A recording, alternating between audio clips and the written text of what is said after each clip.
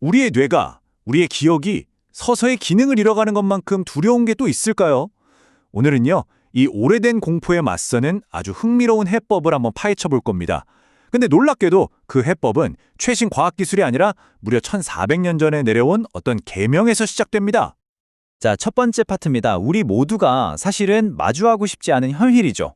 바로 잊어버리는 뇌, 인지 기능이 떨어지는 문제에 대한 이야기입니다. 한번 상상해 보세요. 여러분의 기억과 생각을 서서히 하나씩 꺼버리는 그런 꺼짐 스위치가 뇌 어딘가에 있다면 어떨 것 같으세요? 정말 생각만 해도 좀 오싹하지 않나요? 그런데 안타깝게도 이건 그냥 상상이 아닙니다. 수백만 명의 사람들에게 이 스위치는 치매라는 이름으로 매일의 현실이 되고 있죠. 여기 숫자가 하나 있습니다. 5만. 이게 과연 뭘 의미할까요? 바로 20살이 넘어가면 우리 뇌에서 매일같이 사라지는 뇌세포의 수입니다. 하루에 5만 개씩이요. 더 무서운 건 뭔지 아세요? 이 세포들은 한번 사라지면 다시는 절대로 돌아오지 않는다는 겁니다. 이런 뇌세포 손실이 계속해서 쌓이면 결국 기억력, 사고력, 심지어 행동까지 잠식하는 치매로 이어질 수 있습니다.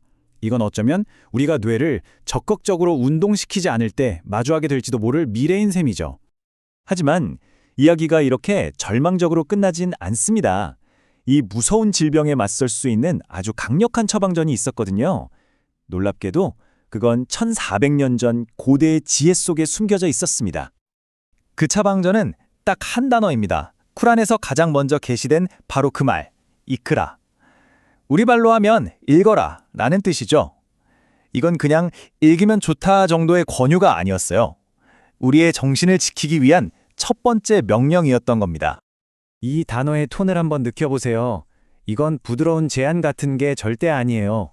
마치 자동차 사고가 나기 직전에 멈춰 하고 외치는 것처럼 아주 절박하고 긴급한 명령이라는 거죠. 그만큼 읽기가 우리 정신에 필수적이라는 걸 아주 강력하게 말해주고 있는 겁니다. 좋습니다. 읽어라는 명령은 이제 알겠어요. 그럼 어떻게 읽어야 할까요? 이걸 제대로 이해하려면 우리가 읽을 때 사용하는 도구, 즉 아클이라고 불리는 마음이 어떻게 작동하는지부터 알아야 합니다. 여기서 말하는 아클은 무슨 IQ 테스트 점수 같은 게 아니에요. 오히려 스위스 군용칼 같은 거죠. 우리가 인생이라는 여정에서 만나는 여러 문제들을 해결하기 위해 쓸 수 있는 다양한 정신적 도구들의 모음, 일종의 툴킷이라고 생각하시면 됩니다. 이 정신적 툴킷에는 크게 4가지 핵심 기능이 있습니다. 탐구하는 기능, 중심을 잡는 기능, 감정을 다스리는 기능, 그리고 스스로를 보호하는 기능이죠. 자, 그럼 하나씩 한번 살펴볼까요? 첫 번째 도구는 루슈드, 바로 탐구하는 마음입니다.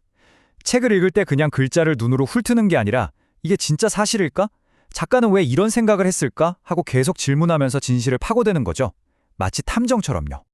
두 번째는 누하, 신중한 마음입니다. 이건 배의 닷과 비슷해요. 온갖 정보가 홍수처럼 쏟아질 때 감정적인 주정에 쉽게 휩쓸리지 않고 현실에 단단히 발을 딛고 중심을 잡게 해주는 능력입니다.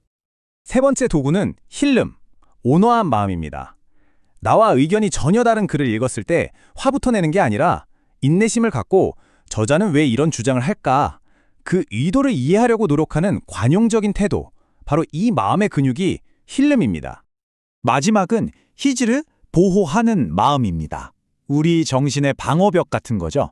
책을 읽다가 문득 떠오르는 파괴적인 생각이나 해로운 편견이 우리의 판단을 흐리지 않도록 딱 막아주는 아주 중요한 역할을 합니다. 자, 그렇다면 이 4가지 마음의 도구, 즉 아크를 사용해서 읽는 것이 정말 우리 뇌에 실질적인 영향을 미칠까요? 놀랍게도 현대과학이 바로 그 증거를 보여주고 있습니다. 고대 이슬람의 지혜는 이렇게 말합니다. 지식은 그냥 사라지는 게 아니라고요. 오히려 지식이 기억이 사라지는 걸 막아준다는 통찰인데 이게 정말 사실일까요? 놀랍게도 현대 과학이 이 오래된 지혜가 맞다고 증명하고 있습니다. 여러 연구를 보니까요. 고등교육을 받은 사람이 알츠하이머 발병이 더 늦춰지고 75세 이후에 교육받지 않은 사람은 치매 위험이 2배나 높다는 사실이 밝혀졌습니다. 말 그대로 지식이 뇌를 보호하는 거죠. 핵심은 간단합니다. 독서는 뇌를 위한 헬스, 즉 뇌운동인 셈이죠. PET 스캔 같은 장비로 뇌를 들여다보면 책을 읽는 동안 혈류량이 늘고 전기 신호가 폭발적으로 증가하는 게 눈에 보입니다. 말 그대로 뇌에 불이 확 켜지는 거예요. 하지만 이렇게 강력한 뇌운동을 우리 모두가 과연 하고 있을까요? 이 그래프는 좀 씁쓸한 현실을 보여줍니다. 독일 같은 나라와 터키의 연간 독서량을 비교해보면 그 차이가 어마어마하죠. 이건 단순히 문화적 차이라고만 볼 게 아니라 어쩌면 우리가 뇌 건강을 지킬 수 있는 아주 중요한 기회를 놓치고 있다는 신호일지도 모릅니다. 자, 이제 결론으로 한번 넘어가 보겠습니다. 이 이야기를 단순한 건강 정보를 넘어서 우리의 삶 전체를 정의하는 어떤 심오한 선택의 문제로 한번 끌어올려 보죠. 이 지점이 정말 흥미롭습니다. 우리가 이 세상에서 처음 받은 신의 명령, 읽어라와 우리가 다음 세상에서 받게 될 마지막 명령, 즉 우리 삶의 모든 것이 기록된 책을 읽어라라는 명령이 서로 메아리처럼 올리고 있다는 사실입니다. 이 두 읽기의 차이는 명확합니다. 첫 번째 읽어라는 배우고 성장할 수 있는 기회예요. 우리 삶의 여정을 시작하는 지침서 같은 거죠. 하지만 마지막 읽어라는 피할 수 없는 최종 시험입니다.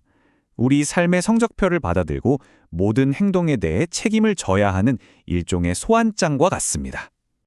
그래서 마지막 질문은 바로 이것입니다. 읽기라는 이 단순한 행위가 우리 뇌의 건강과 삶의 최종 평가 모두와 연결되어 있다면 여러분이 오늘 펼치는 그 책은 과연 어떤 의미를 갖게 될까요?